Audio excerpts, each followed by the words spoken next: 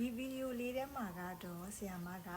ခွက်တီရဲ့အခေါ်အဝေါ်လေးတွေကိုလာပြီးတော့သင်ပြမှာဖြစ်ပါတယ်ရှင်ပထမဦးဆုံး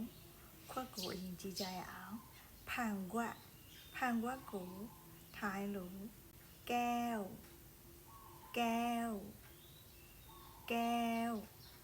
ဖန်ခွက်နော်ပြီးလို့ရှိရင်ပလတ်စတစ်ခွက်ဆိုရင်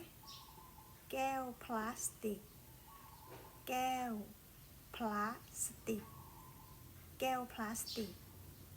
แก้วพลาสติกပြီးရင်စက္ကူနဲ့လှုပ်ထားတဲ့ခွက်แก้วกระดาษกระดาษဆိုတာစက္ကူကိုပြောတာပါရှင်แก้วกระดาษဆိုတော့စက္ကူခွက်လို့အဓိပ္ပာယ်ရပါတယ်ပြန်ပြောမယ်နော်ဖန်ခွက်ကိုแก้วပလတ်စတစ်ခွက်ကို